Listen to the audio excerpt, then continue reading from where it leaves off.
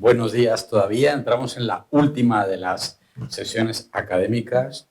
Muchísimas gracias, Lorenzo, por la premura y por la exactitud.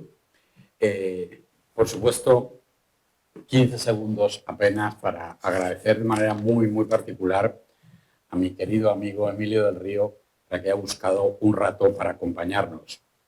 Emilio es profesor de la Universidad Complutense, director general de Bibliotecas y Archivos del Ayuntamiento de Madrid y además yo diría que es un magnífico gestor cultural y ha sido diputado y senador. Nadie es perfecto.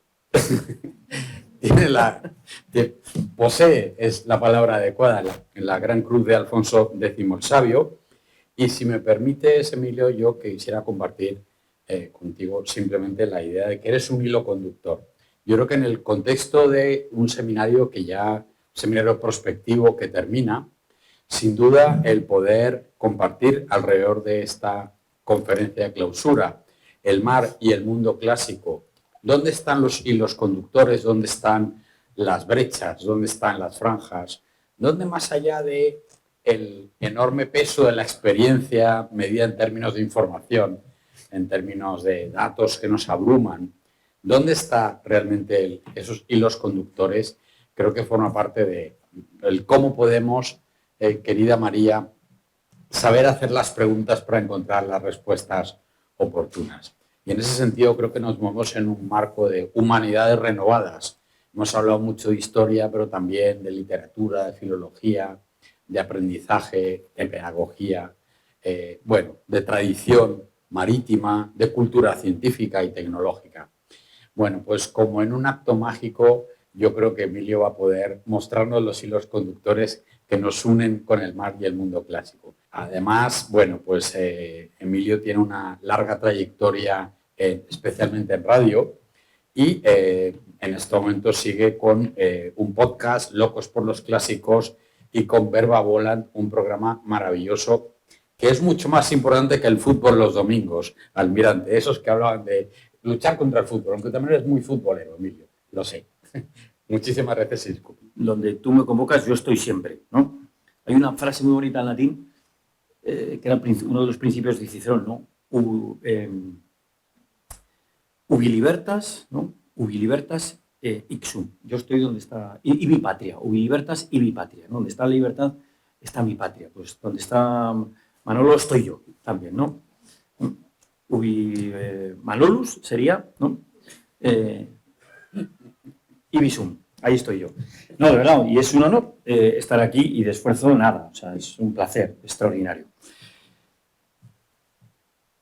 Y además quienes convocan, ¿no? Que convoca esta cátedra, convoca el Instituto de Historia e Investigación Cultural de la Armada y Naval, vaya, y el CEU, ¿no? Yo soy de la Complu, pero en fin, he tenido muchas relaciones, he estado en congresos, y hemos organizado congresos hace años sobre retórica y oratoria, con la profesora Carmen Ruiz de la Cierva. No sé si los que estáis del CEU lo conocéis. Bueno, inicialmente yo iba a hablar del mar y los clásicos.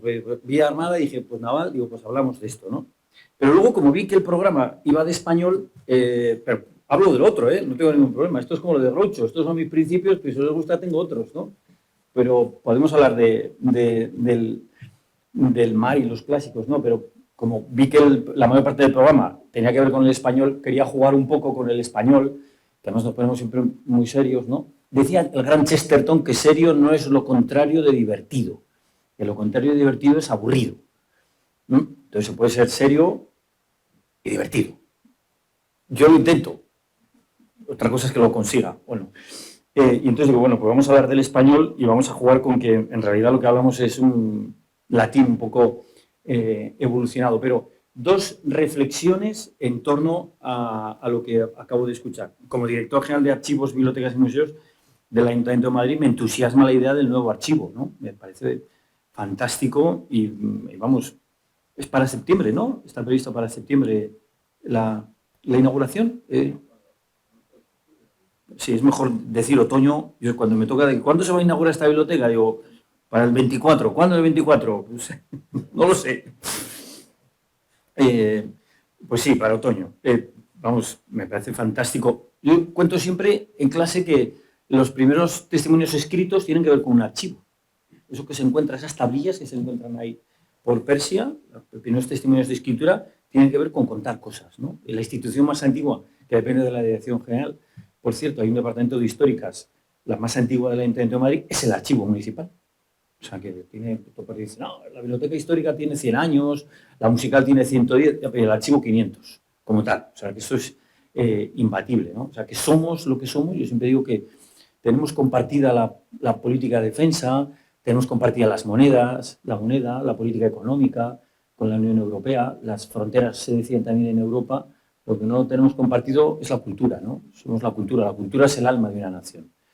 Y para poder estudiar, transmitir la cultura necesitamos museos, bibliotecas y archivos. Y eso es absolutamente fundamental. Así que me emociona eso y me parece extraordinario. Una reflexión sobre lo del mar y los clásicos, ¿no?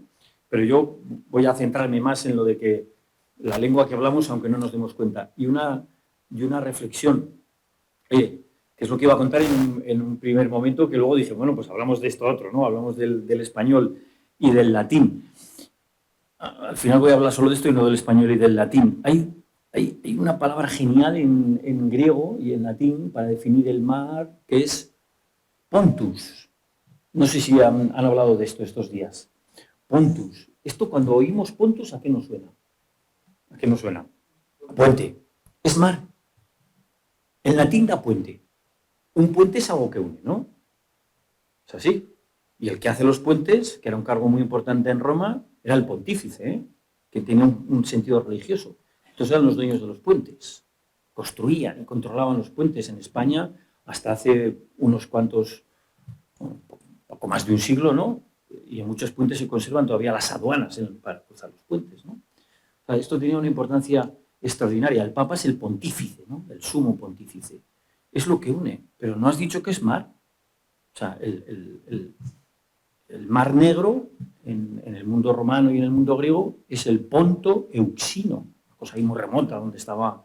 He visto antes la nave de los argonautas, ¿no? En Trafalgar, en Trafalgar, donde he ido en peregrinación, como devoto que soy de los faros, está el listado de naves. Y hay más con nombres mitológicos, unas los argonautas donde van al Ponto Euxino a por el vellocino de oro, ¿no? Entonces, ¿en qué quedamos? ¿Es mar o es un puente? Es lo mismo. El mar nos une. Qué bonito. O sea, para los griegos el mar era un elemento de unión. No cambia el significado. Las palabras van cambiando de significado a lo largo de los siglos, ¿no? Las palabras vuelan, que es como, aprovecho un minuto publicitario, se titula mi sección en Radio Nacional, es la radio pública, o sea que los domingos a las 11. Verba volan, las palabras vuelan. No sé si hay algún escuchante por aquí. Pues estoy fichando ya unos cuantos, aparte de Manolo, estoy fichando unos cuantos escuchantes. Domingos a las 11 en Radio 1, Radio Nacional. Que las palabras vuelan, las palabras cambian de significado, pero esta no ha cambiado. Es lo mismo, pero ¿cómo que es lo mismo? Y designa al mar y a un puente. Sí, porque para los clásicos el mar era un elemento de unión. Pero qué maravilla, ¿no? O sea, qué bonito. Claro, nosotros tenemos una concepción del mar ya más romana, somos romanos, aunque no nos demos cuenta, y los romanos eran muy malos navegantes. O sea, no nos gustaba nada el mar. Los griegos sí, era su medio natural. Por eso, lo que nos une es el ponto. Eso, es ese elemento de unión. Era su medio natural. Los romanos no, todo lo contrario, eran un pueblo del interior, ¿no? El puerto está a unos cuantos kilómetros, el puerto de Ostia, pero Roma es una ciudad del interior con un río enorme, hay que hacer puentes para pasarlo, con una isla como la de París, ¿no? En fin, una isla dentro del Tíber. Bueno, hasta el punto de que lo que nos pasa cuando nos montamos en algún tipo de vehículo y nos encontramos mal, eso le llamamos, ¿cómo se llama eso? Marearse. Viene de mar maris, del latín. O sea, esa palabra no la tienen los griegos. Cuando te montas, claro, y llegaban al mar y se mareaban. Entonces, viene de ahí. Esto que te pasa en el mar. Si estamos en un coche tendríamos que decir terrearnos. Y en el aire, airearnos. Pero claro, airearse es todo lo contrario. Decimos marearnos para todo, pero viene de ahí. Pero no nos gustaba el mar. O sea, no. El suyo no era un medio natural. Las grandes batallas las hacen todas por tierra. En cambio, para los griegos, que era su medio natural, y de ahí viene la denominación de puente, ¿no? Como sabe del mar. ¿Cómo llamar al mar? Lo que nos une. Esto me parece fantástico, ¿no? Maravilloso. Hay un episodio mágico en la historia de la literatura, que es cuando Jenofonte, un escritor griego del cuarto antes de Cristo, se va con unos 10.000, bueno, más, 20.000 mercenarios al servicio de un rey persa. Ha habido una guerra civil y entonces pasan a una situación de pobreza en el mundo griego y estos se tienen que buscar la vida. Después de una guerra pues están muy entrenados, ¿no? Y entonces se van el conflicto siempre era Persia contra Grecia, ¿no? Bueno, recordemos Maratón, las Termópilas, etcétera, ¿no? Donde cambia la historia de la humanidad. Si llegan a ganar los persas, pues ahora tendríamos otra cultura, otra lengua, otro de todo. Pero ganaron los griegos. Además, esto lo cuenta genial un historiador que dice, ganaron porque pensaron que era imposible. Y entonces, bueno, se van de mercenarios a Persia, y se ponen al servicio de un rey persa que estaba en una guerra civil por la sucesión contra su hermano. Al final, el tipo al que van al servicio del que se ponen como mercenarios se muere y entonces empiezan a huir. Claro, no tenían brújula ni Google Maps y entonces están en el interior de la península de Anatolia y ¿qué hacen? Empiezan a intentar huir, pero en realidad lo que hacen es alejarse. Es la famosa obra de Jenofonte, la de los 10.000, la anábasis. Anábasis quiere decir la subida hacia el interior. Catábasis es hacia abajo, es lo que hace Ulises cuando baja a Hades, ¿no? Anábasis. Y entonces, después de estar años recorriendo, bueno, pasan las montañas de, ahora sería Uzbekistán, en fin, Afganistán, todo eso, vuelven y llegan por fin al Ponto Eusino. No es su mar, es el Mar Negro, no es el Mediterráneo. Y entonces pronuncian ese grito que ha pasado a la historia de la literatura, el de Thalassa, Thalassa, que es otra de las denominaciones que tenían los griegos para el mar. Palabra de cuyo origen no sabemos, porque no es indoeuropea. No sabemos qué quiere significar. Thalassa, Thalassa, el mar. Es un momento fantástico, maravilloso. Yo supongo que se lee esto de Jenofonte todavía, ¿no? En la escuela de la Armada. Si no, esto ya al fin del mundo está cerca. Pero, claro, cuando ven el mar, entonces, yo tendría que ser una contraseña, ¿no? Thalassa, Thalassa, ¿no? Oye, las clínicas estas que utilizan el agua del mar para curarnos son las clínicas de talasoterapia, ¿no? Entonces, es ese momento absolutamente mágico de la literatura y de la historia cuando por fin ven el mar. Bueno, de todo esto iba a hablar inicialmente. He hecho un resumen del capítulo de la serie. Pero cuando vi que íbamos a hablar de español, digo, pues va a haber mucho español, pero vamos a hablar de español, porque nos pensamos que hablamos español, pero ¿qué es lo que hablamos? El español viene del latín, ¿no? Entonces nos podemos preguntar qué han hecho, viene del latín, que era la lengua del mundo romano. Nos preguntamos qué han hecho los romanos por nosotros. Yo lo puedo contar. En clásicas, yo soy de clásicas de la Complu, pues se dedican antes 5, ahora 4 años, ¿no? A estudiar esto en arqueología, en historia antigua. ¿Cómo resumir esto en 2 minutos? Porque tengo tiempo hasta las 11, ¿no? 12. Así es que son hasta las 12 y 5. Es muy complicado resumirlo. Lo resume genial un grupo de humor inglés. Por cierto, 2 de ellos estudiaron en la misma universidad que el profesor Lucena, que es Oxford. Los Monty Python, el grupo de humor inglés que supongo que les suena, ¿no? 2 son de Oxford, ¿lo sabías? Sí, yo también estuve allí. Y yo siempre digo que Rowan Atkinson, más conocido por Mr. Bean, es ingeniero por Oxford. Sí, fantástico. Bueno, pues los Monty Python, el grupo de humor inglés, tienen una película memorable que si no la han visto la tienen que ver, que es La vida de Brian. Y hay una escena ahí, toda la película es una parodia. Hay una escena que es una parodia están reunidos los del Frente Popular de Judea y quieren echar a los romanos de Judea. Y entonces, se lo puedo contar, pero vamos a verla. Podremos ver que él es el responsable del descuartizamiento y que de ninguna manera nos someteremos al chantaje. ¡No hay chantaje! Nos han desangrado los muy cabrones. Nos han quitado todo lo que teníamos. Y no solo a nosotros, sino a nuestros padres y a los padres de nuestros padres. Y a los padres de los padres de nuestros padres. Sí. Y a los padres de los padres de los padres de nuestros padres. Alejandro, desarrollemos el tema. Y a cambio, los romanos, ¿qué nos han dado? El acueducto. ¿Qué? El acueducto. Ah, sí, eso sí nos lo han dado, eso sí. ¿Y el alcantarillado? Oh, sí, el alcantarillado. ¿Te acuerdas cómo olía antes la ciudad? Sí, de acuerdo. Reconozco que el acueducto y el alcantarillado nos los han dado los romanos. ¿Y las carreteras? Evidentemente las carreteras. Eso hay que mencionarlo, hombre. Pero aparte del alcantarillado, el acueducto, las carreteras, la irrigación, la sanidad, la enseñanza. Sí, de acuerdo. ¿Y el vino? Sí, eso sí que lo vamos a echar de menos si se van los romanos, Rey. Los baños públicos. Y ahora se puede salir de noche sin peligro, Rey. Sí, saben cómo imponer la ley del orden. La verdad es que son los únicos que han sabido imponerla. Bueno, pero aparte del alcantarillado, la sanidad, la enseñanza, el vino, el orden público, la irrigación, las carreteras y los baños públicos, ¿qué han hecho los romanos por nosotros?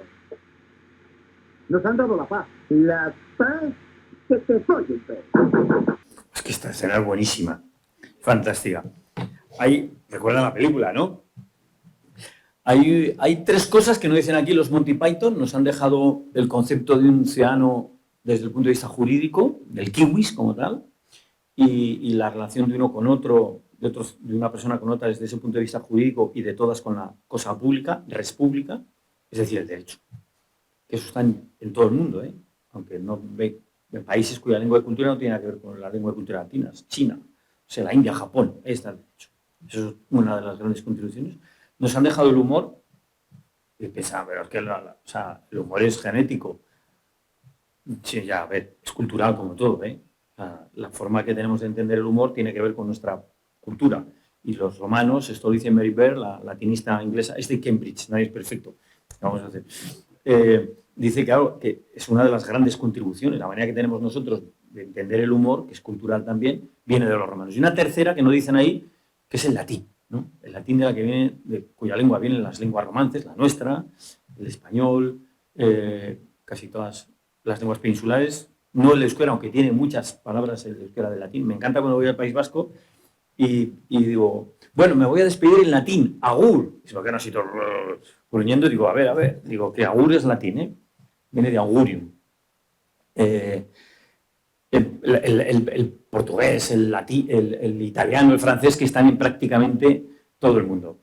Y no solamente nuestra lengua viene del latín, sino que además nosotros hablamos latín muchas veces sin que nos demos cuenta. Por eso, para hablar bien español, y estamos en una cátedra de español y en una jornada sobre español, que es lo que quiero compartir con ustedes, ¿qué quiere? Del Río, que pretendía compartir con nosotros que para saber español hay que estudiar algo de latín, ¿no? No digo que todos estudian clásicas, pero un poco de latín sí. Y eso es lo que quiero demostrarles. Lo primero que nos hacemos, que nos preguntamos cuando estamos en un sitio es ¿dónde estamos? ¿Dónde estamos? En la calle Juan de Mena, esto está en Madrid, Comunidad de Madrid, esto está en un país que se llama España, en un continente que es Europa, que está en un planeta que es la Tierra. Y la Tierra está en el sistema, si algo así lo tienen que decir ustedes, solar. Y el sistema solar está en una galaxia que es la Vía Láctea. O sea, estamos en la Vía Láctea en realidad. Pues un pequeño, punto minúsculo ahí en la Vía Láctea. Yo siempre, cuando cuento lo de la Vía Láctea, decía, bueno, y ahora díganme una palabra para relacionar con Vía Láctea. Y yo juegas con ventaja, porque lo normal es que digan planeta, estrella. Entonces ya lo relacionas. Hasta que un día alguien, obviamente por fastidiar, no voy a decir el taco, pero por fastidiar, dice, lechuga. Digo, lechuga. Digo, ¿qué tiene que ver una lechuga con la Vía Láctea? ¿Qué tiene que ver una lechuga con la Vía Láctea? Vamos a ver. Todas las especies nos llamamos en latín. Todas. Nosotros somos, ¿cómo somos? Homo sapiens. La parte de arriba la veo un poco participativa, ¿eh? Un poco más de entusiasmo. ¿Cómo somos nosotros? Homo sapiens. ¿Esto quién se lo puso? ¿Un romano en el siglo I a.C.? No. Un sueco en el siglo XVIII. Fijaos, un país cuya lengua y cultura no tiene nada que ver con la lengua y cultura latinas, Y en el siglo XVIII, o sea, hacía como 9 siglos ya que ya no se hablaba el latín, pero se seguía utilizando el latín como lengua de cultura, como lengua de ciencia. Newton, lo de la manzana, lo cuenta en latín. Y una de sus obras son los Principia Mathematica, en latín también. Era la lengua de la diplomacia. ¿Cómo se entendían cuando vienen por cierto, los rusos a España a ver a Carlos I? En latín. En fin, y seguía siendo la diplomacia durante siglos. Carlos Linneo, un sueco a mediados del XVIII, llama a todas las especies en latín. Y a nosotros nos llama Homo sapiens, que quiere decir homo, ser humano. No sé qué traducirlo por hombre, aunque da hombre, homo hominis da hombre, pero significa humano. Tiene que ver con humus, con humano, y con humus, que es una palabra muy bonita, ¿eh? Humus es tierra. Bueno, palabra de moda en los últimos tiempos. Sacar a alguien de su tumba, eso es exhumar, claro, exhumar, eso es latín en estado puro. A la vendida César dice, ¿a quién estáis sacando de la tumba? Y meterlo, inhumar. Humus es tierra. El que pisa la tierra es humilis, que da en castellano humilde. O sea, humilde es no quererse nada más que nadie. No estar por encima es pisar la tierra, pisar el terreno, estar en la realidad. Bueno, homo ser humano y sapiens, que sabe, literalmente es que tiene sabor. ¿Se acuerdan de la canción esta italiana Sapore di mare? ¿No? Sapor, eso es latín, tener sabor. De ahí viene, de sapiens viene sabiduría. ¿Qué es la sabiduría? ¿Dar clase en la Complutense? No. ¿Haber leído muchos libros? No. ¿Saber muchas cosas? No. ¿Tener mucha información en el cerebro? No. Sabiduría literalmente quiere decir tener buen gusto. Sabor. Saber distinguir lo dulce de lo amargo, lo soso de lo salado, lo que se puede probar de lo que no. Esto no merece la pena probarlo. Eso es la sabiduría. Qué bueno, ¿eh? Qué bueno. Bueno, me enrollo. Homo sapiens, y a la lechuga la llama lactuca sativa. ¿Por qué la llama lactuca sativa? Me olvido de sativa. La llama lactuca porque si tú coges una lechuga y partes el tallo, sale un líquido como blanquecino, lechoso. Y eso en latín es lactis, de donde viene leche. Ojo, decimos leche, pero los productos derivados de la leche son... Un día me dicen, Pascual, no. Los productos derivados de la leche son los productos lácteos, claro, y el permiso de baja por maternidad es permiso de baja por lactancia también. Anda. O sea, decimos leche y decimos lácteo y decimos lactancia. Y la leche sin leche es lactosa, literalmente. Lactosa, claro. Sí.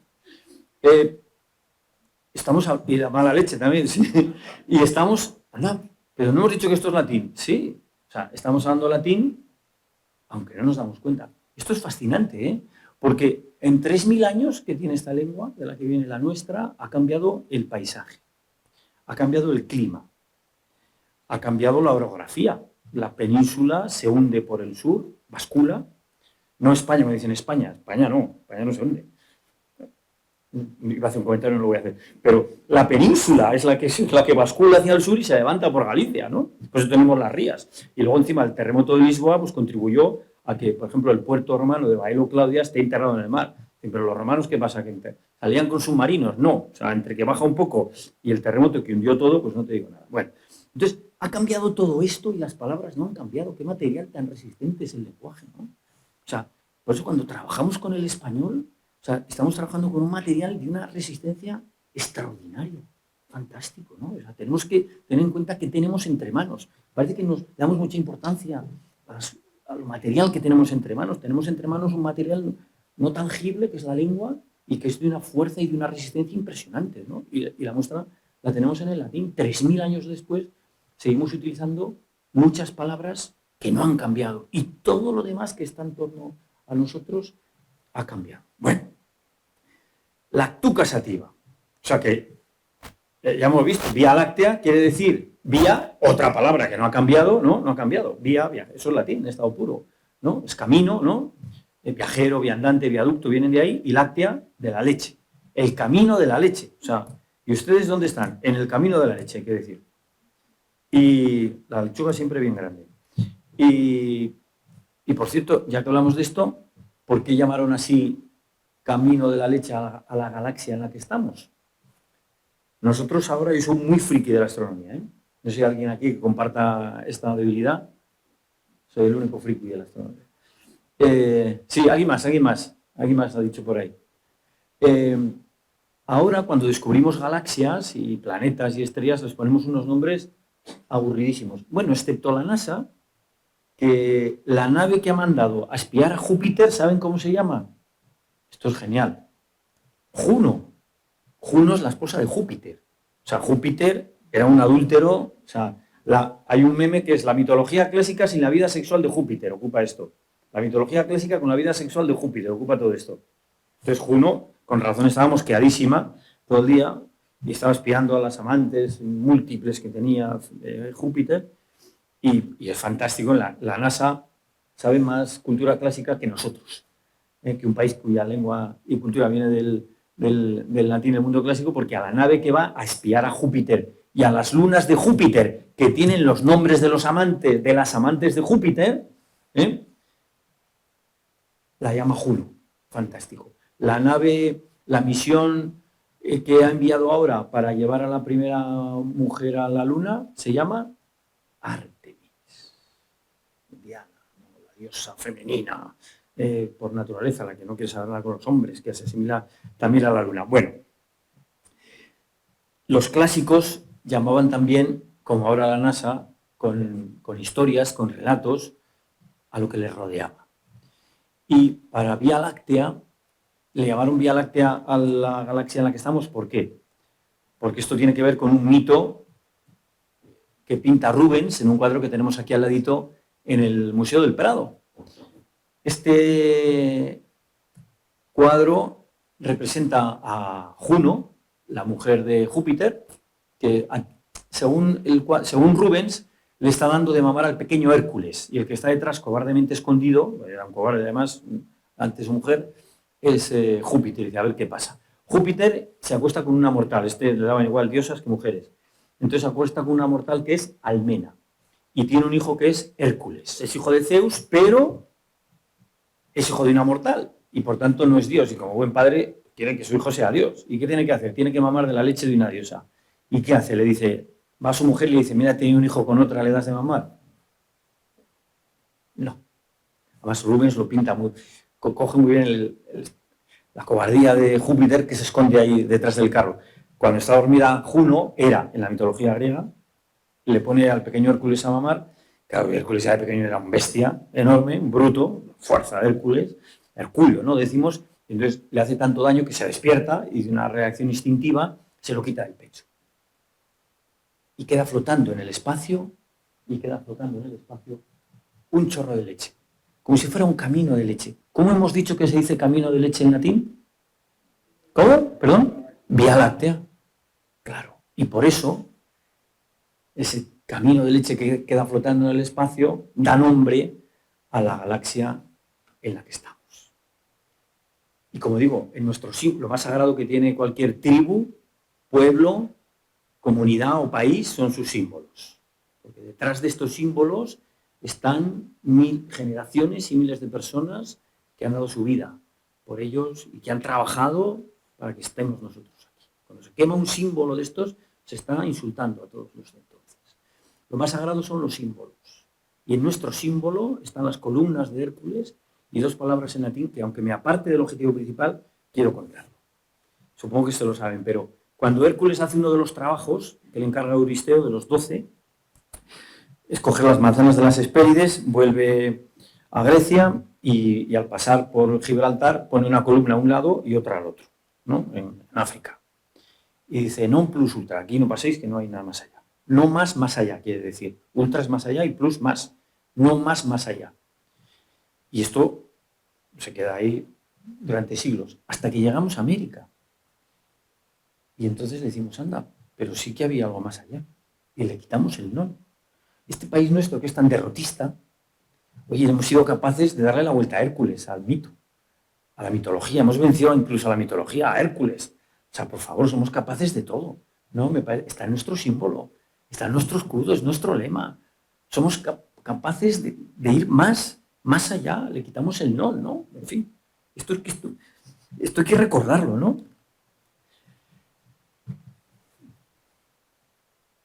Y esto nos lo enseña el latín y el mundo clásico también, ¿eh? ¿Qué hay de más actualidad que reivindicar esto ahora mismo, ¿no? En nuestro país? ¿Qué hay de más actualidad? Que somos capaces de lo mejor y de darle la vuelta incluso a los límites que han puesto los personajes míticos. Hablando de leche,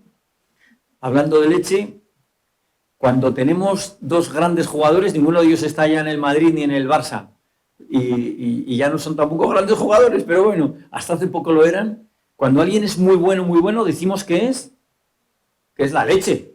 Claro, cuando alguien es bueno, coloquialmente decimos que es la leche. Pero si también decimos que es galáctico, ¿no? Estos son los galácticos, se dice de los que cobran muchísimo dinero, los grandes. Es lo mismo que ser la leche, porque galaxia, que es este nombre que damos al conjunto de estrellas, planetas, tal y tal, eso viene del griego gala, galactos, que significa leche. ¿Qué significa leche? Si le quitamos la G, que queda en latín, lactis. Claro, es que es la misma palabra, porque el latín y el español, el latín y el griego son lenguas hermanas. Esto es la Champions League. Bueno, pero esto es inglés.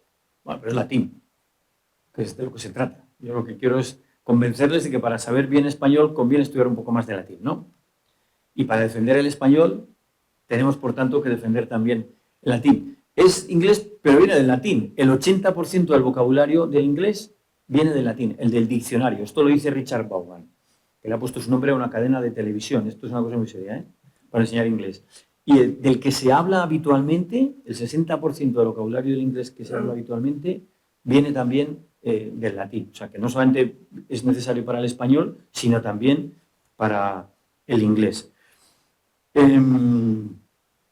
Y, por tanto, Champions League es inglés, Liga de Campeones, que es como se llamaba antes, pero viene del latín. ¿Y qué tienen que tomar los campeones? Lo acabamos de decir, ¿qué tienen que tomar los campeones? ¡No! ¿Has visto cómo les he engañado, eh? Les he llevado ahí, lo acabamos de... ¡No! Etimológicamente, estamos hablando de palabras, ¿no? Y de lengua, etimológicamente, los campeones tienen que tomar esto. Champiñones. ¿Por qué? ¿Pero qué estás diciendo? Sí. Vamos a ver.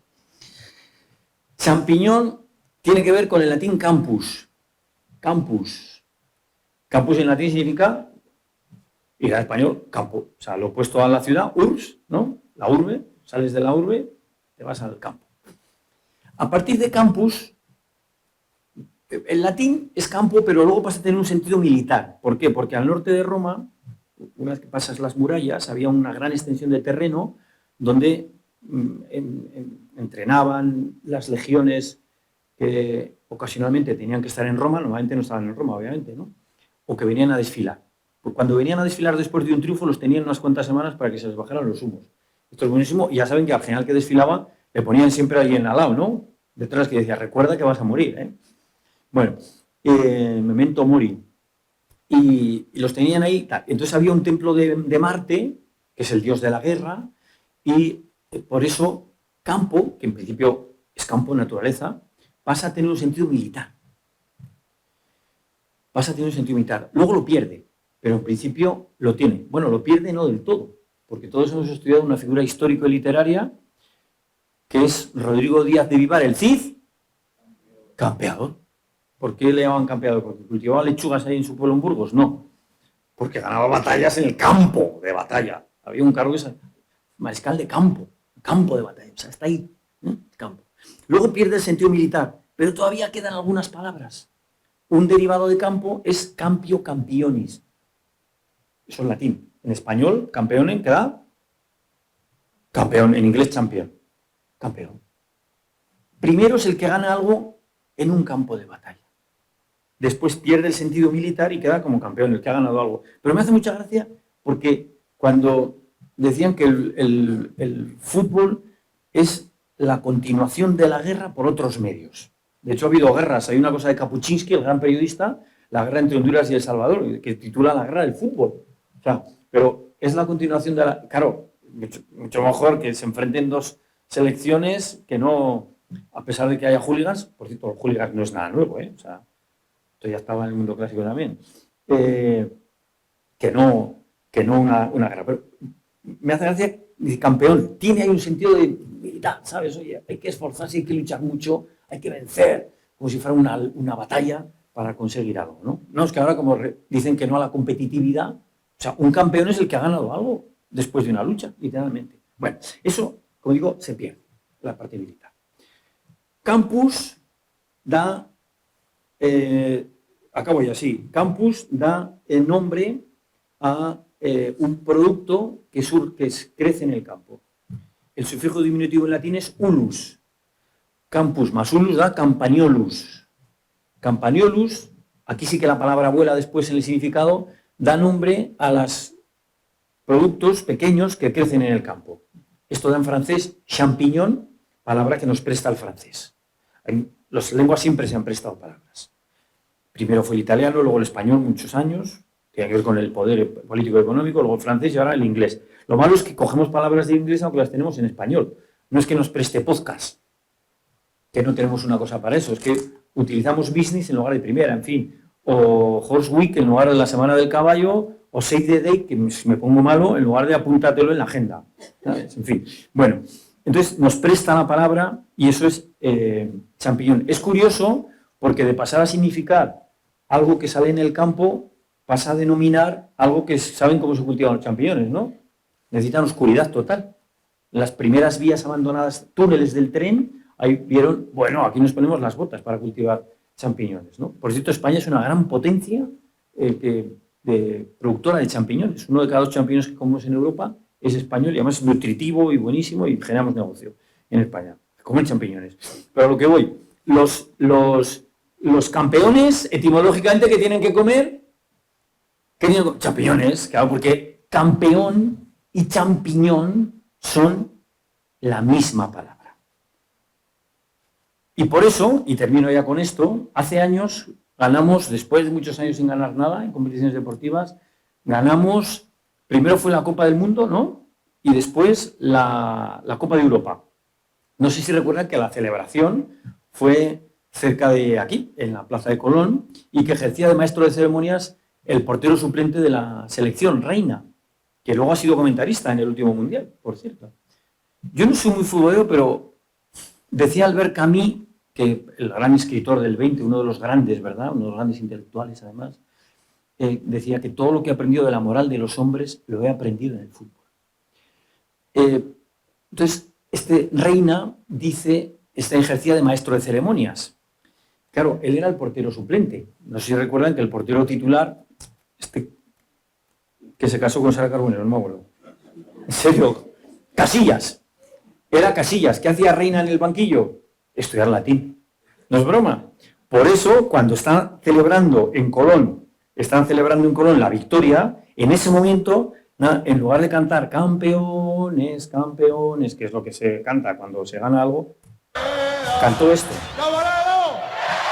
La más importante y por todos vosotros, una de champiñones. ¡Champiñones! Claro, tantas horas de banquillo, ya sabía que los campeones tienen que comer y cantar champiñones, champiñones. Por eso, con esto espero haberles convencido de que para poder hablar bien, defender bien, conocer bien nuestra lengua, necesitamos algo de latín. Muchas gracias.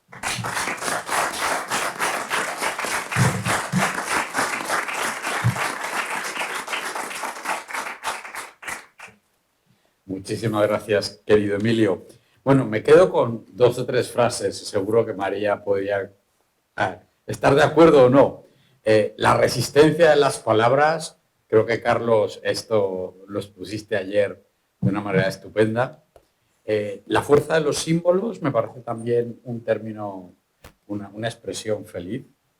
Y en especial esta frase, con lo cual terminamos la parte académica. Ganaron porque pensaban que era imposible. Muchísimas gracias. Vamos Muchas ya gracias por la invitación. al cierre del seminario. Gracias. Almirante.